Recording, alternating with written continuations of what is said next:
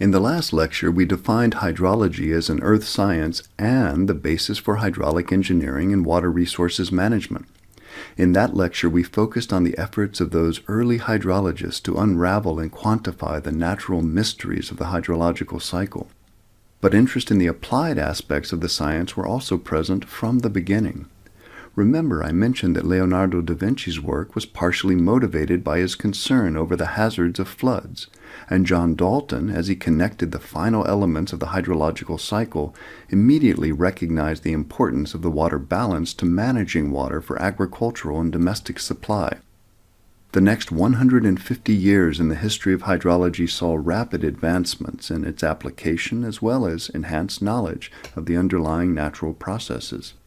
Hydrology also became more formalized as a recognized science that began to spread worldwide. We'll explore these developments in this lecture. Key to its rapid advancement was to be improvement in the ability of hydrologists to measure elements of the hydrological cycle. Some gauging of river levels extends back thousands of years, as demonstrated by the Nilometer used in ancient Egypt. Knowledge of relationships between the annual flood levels and potential crop production was such that predictions of crop abundance were made based on the readings.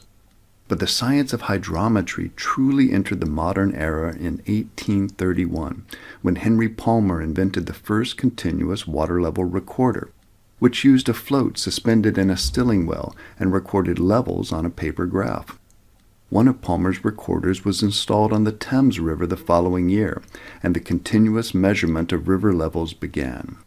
By the middle of the 1800s, the design of rain gauges was becoming standardized.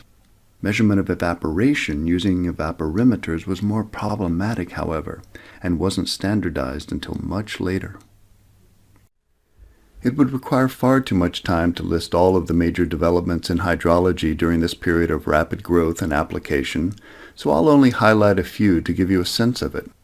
As hydrologists began to gauge river levels, interest grew in the study of flooding and especially the ability to predict the timing of peak flooding.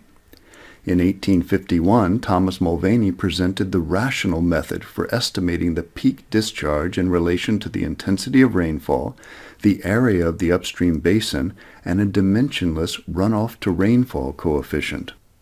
The method includes consideration of the concept of time of concentration, which he defined as, quote, the time which a flood requires to attain its maximum height during the continuance of a uniform rate of fall of rain, end quote. This represented a major breakthrough for flood prediction and continues to be applied in river engineering today. Not long after that, Henry Darcy published his equation relating the velocity of flow through a porous medium, like sand, to the product of the pressure gradient along the flow path and a dimensionless hydraulic conductivity coefficient, which depends on the intrinsic permeability of the medium. This has become a fundamental equation in the science of groundwater hydrology, but Darcy's research was motivated mainly by an engineering interest in water purification for domestic water supply. A nice example of how applied research might have an unexpected and profound influence on more fundamental scientific research and understanding. By the mid-1800s, dam construction was increasing rapidly across Europe. In 1883, Wenzel Rippel published the mass curve technique that used hydrological records of runoff and data on water demands to determine the necessary storage capacity of reservoirs. The use of mass curves has since become an important application in different areas of hydrology, including for checking the consistency of data sets through time. Let me pause for a moment the review of highlights in the development of key concepts and methods to mention three subdivisions of hydrology that all emerged at roughly the same time, at the end of the 19th and beginning of the 20th centuries. They're hydrogeology, hydrochemistry, and hydrobiology, which, as the name suggests, are interdisciplinary sciences connecting hydrology to geology, chemistry, and biology. Like early hydrologists, geologists were both natural and applied scientists, interested in the geologic processes that produce important resources like minerals and metals. Water is important both as an agent in geological processes and also as a resource itself. One of the first publications to describe the occurrence and flow of groundwater is the report of Thomas Chamberlain, which dealt specifically with conditions leading to the occurrence of artesian wells. His description included the necessary configuration of recharge areas and confining beds relative to the land surface in order to create an artesian well. But this publication was meant for a more general audience and didn't convey the full understanding of geologists at the time. A more thorough and detailed presentation of the occurrence and movement of groundwater was published just over a decade later by Franklin King. He reported on a wide range of experiments investigating water flow through rocks and unconsolidated material like sand. Interestingly, he mentions Henry Darcy's work among a number of, quote, other studies on water movement through porous materials, but Darcy's law had clearly not yet reached its central place in hydrogeology. By the early 1900s, the U.S. Geological Survey was carrying out water quality assessments in natural water bodies across the country, recognizing that water of different quality is required for different designated purposes. Early hydrochemists like Vladimir Vernadsky saw water as an essential agent in geological processes and the biosphere, a term used by naturalist Jean-Baptiste Lamarck more than 100 years earlier.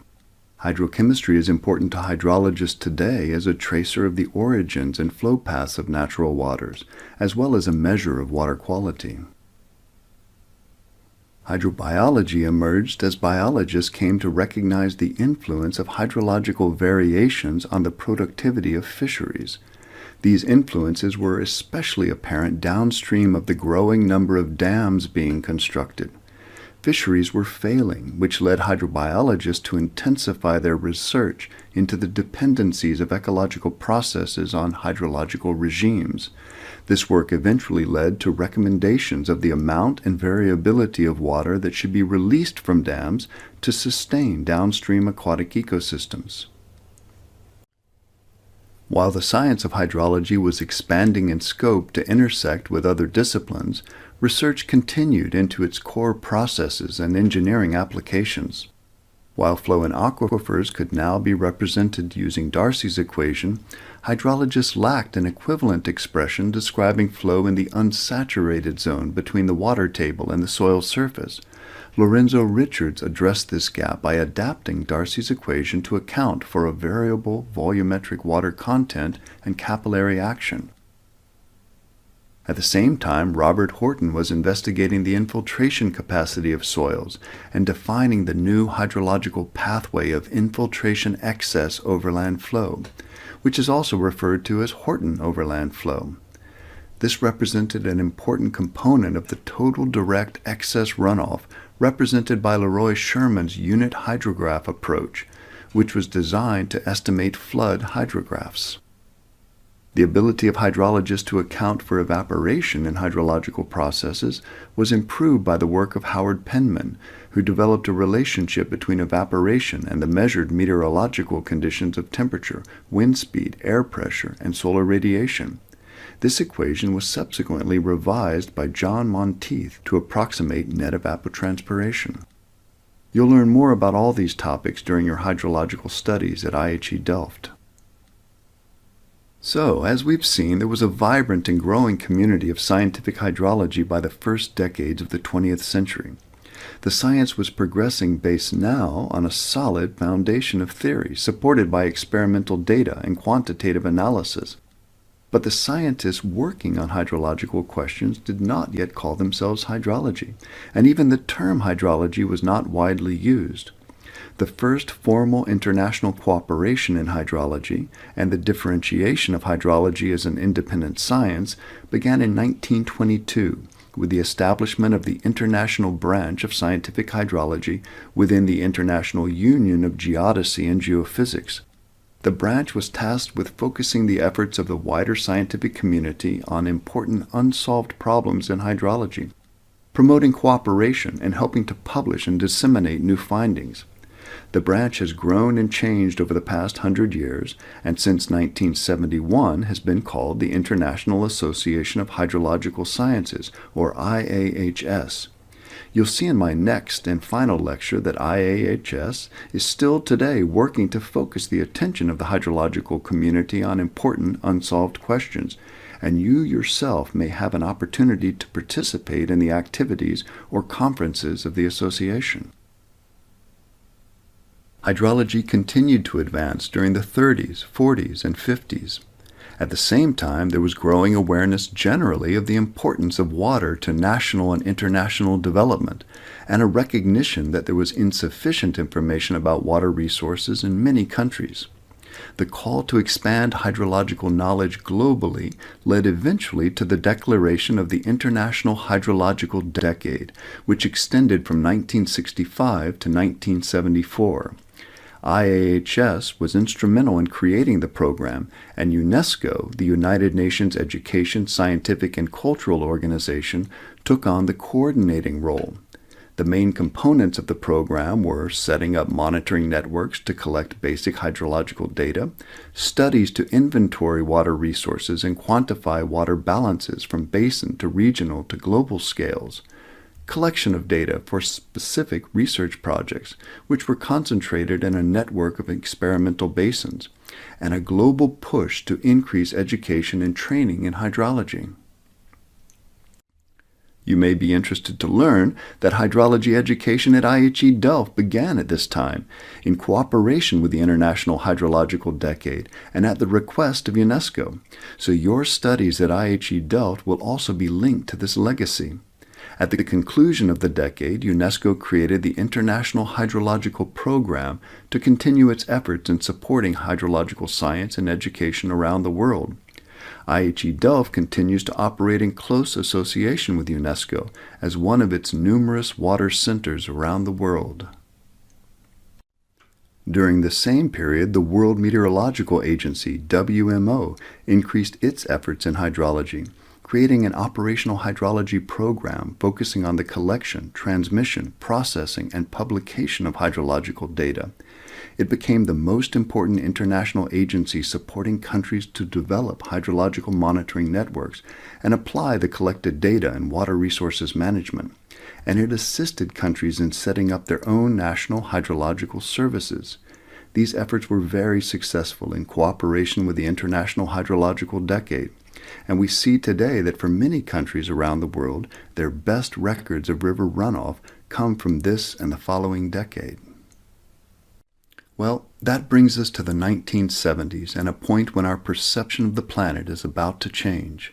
The environmental movement begins, climate change is recognized, and the limits of the planet's natural resources to support endless development comes into view. Global scientific goals shift towards sustainability and addressing grand societal challenges. The science of hydrology will play an important role. We'll briefly consider these topics in the next and final lecture in this part of the course.